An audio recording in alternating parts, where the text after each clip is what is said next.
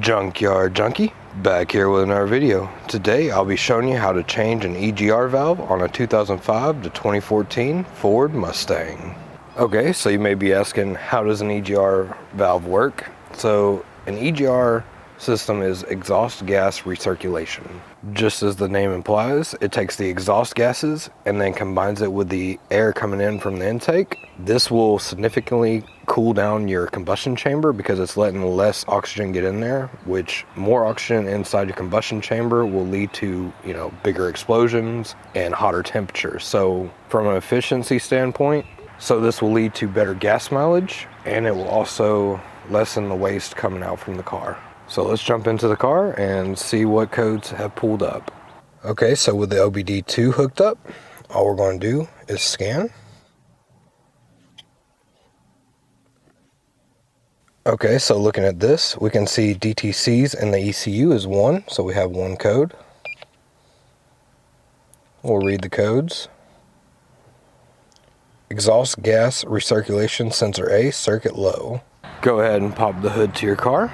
Okay, so if we look right here, this is an electronic EGR valve, and right here's a connection. We'll have to pull this off, and this is where the exhaust gases come in from, right here, and then it feeds it right back into here to go into your engine. If you follow this pipe, you can see that it'll go down to the exhaust manifold right down there, and it reconnects right there, pulls those gases up, and then into the EGR valve. This is actually a really fast and easy thing to do. So first thing you want to do is go ahead and push down right here and pull out, just like that. We're going to go ahead and take this off right here, and we're going to take these off. So just pull them out just like that. You don't want to break them or anything. Okay, so for this nut right here, it'll take a 1 1/16 inch wrench, or you can get an adjustable. Adjustable works just fine.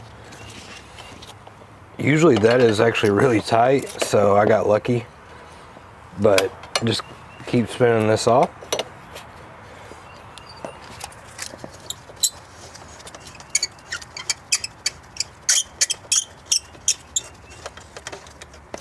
There we go. I like to have that off before I take the EGR off. Now for the actual EGR, there's 2 10mm bolts. Let me show you that now. So if we're looking at it from this side over here, you can see those are 2 10mm bolts we have to remove. Okay, so we'll just go ahead and get in here on it. You may actually need to take this oil cap off. So just take that off. Don't want to accidentally break it.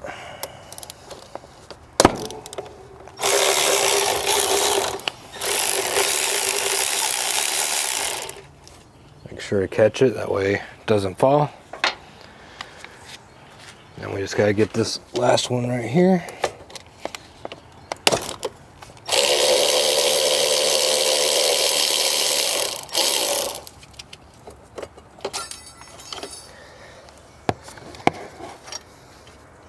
And the EGR will come right off. That part you saw fall down in there, that is the little gasket that they give you. We have a brand new one to go with it. I'm gonna try and dig that out real quick. So taking a look at our EGR, if you look inside there, there's like a little needle. Let me get a flashlight.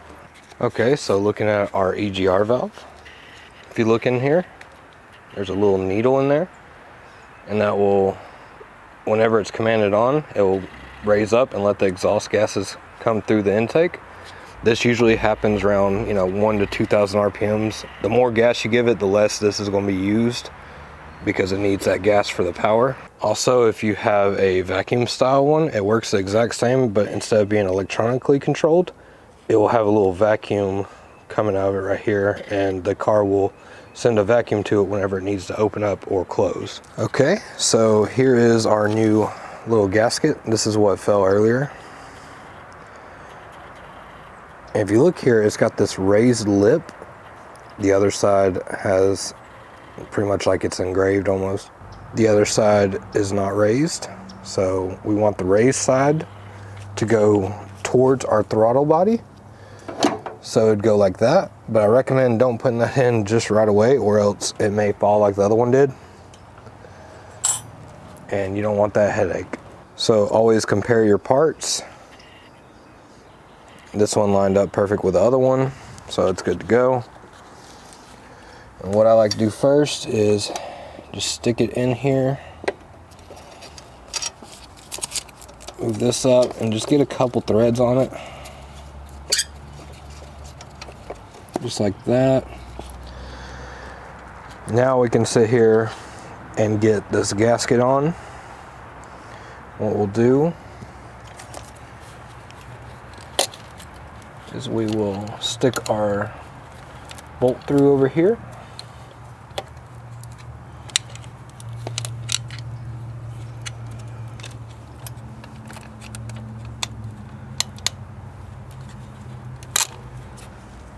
So now that you got your bolt through, make sure it's facing the way I told you. So the raised lip towards the throttle body.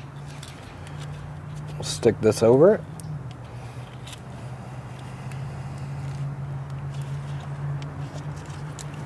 Now we'll just put it up there.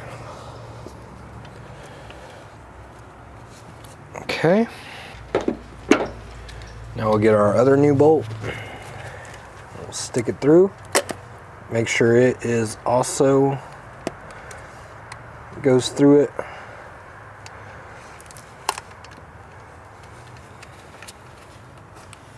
So now we got both of them through.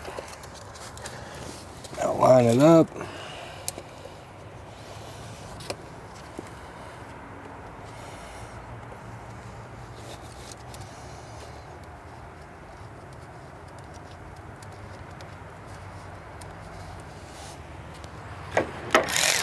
Go ahead and tighten them down.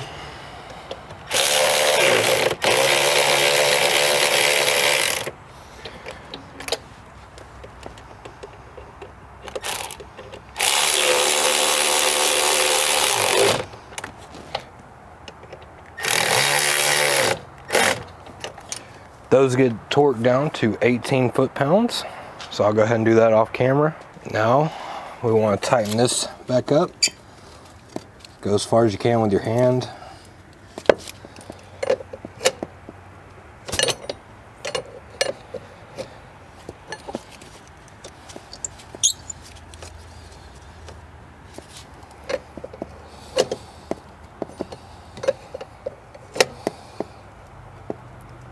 Once you get it in there tight, go ahead and stop. Go ahead and hook up your connector. There you go, it'll pop up. You'll hear a small click. And then don't forget these two. They go right over here. Just wiggle them right up on there.